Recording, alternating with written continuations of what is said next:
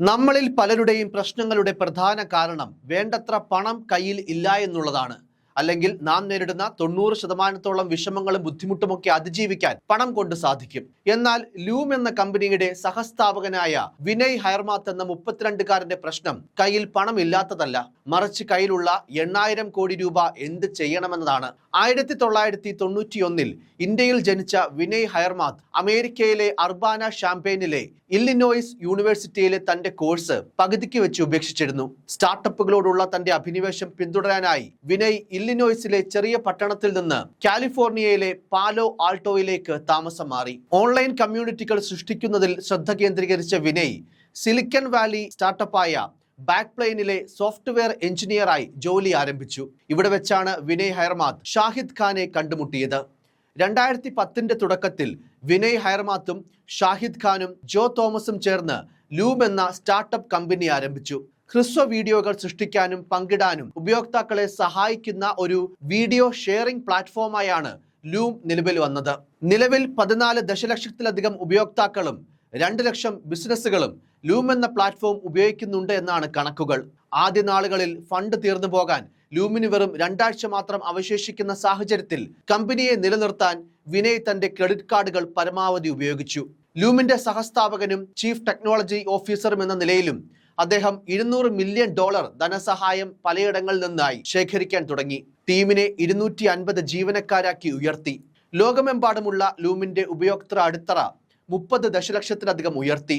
പിന്നീട് 2023 വിനയ് തന്റെ സ്റ്റാർട്ടപ്പ് വിറ്റത്. $975 മില്യൺ അഥവാ 8375 കോടിയോളം രൂപയ്ക്കാണ് കമ്പനി വിറ്റത്. അറ്റ്ലാസിയൻ എന്ന ഓസ്ട്രേലിയ ആസ്ഥാനമാക്കിയുള്ള സോഫ്റ്റ്വെയർ ഭീമനാണ് ലൂമിനെ ഏറ്റെടുത്തത്.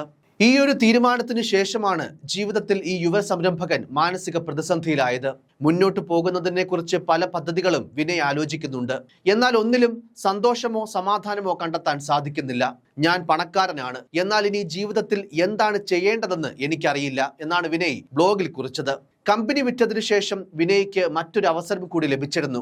ഒരു കമ്പനിയിലെ ചീഫ് ടെക്നോളജി ഓഫീസർ പോസ്റ്റിലേക്കാണ് ക്ഷണം ലഭിച്ചത്. $60 മില്യൺ അഥവാ 521 കോടിയിലധികം രൂപയാണ് സാലറിയായി കമ്പനി വാഗ്ദാനം ചെയ്തത്. എന്നാൽ ഇനി പണത്തിനായി ജോലിയെടുക്കാൻ കഴിയില്ലെന്ന് പറഞ്ഞ് ആ അവസരം നിരസിക്കുകയാണ് അദ്ദേഹം ചെയ്തത്. നിലവിൽ ജീവിതത്തിൽ തന്നെയൊന്നും പ്രചോദിപ്പിക്കുന്നില്ല എന്നും വിനയ് പറയുന്നു.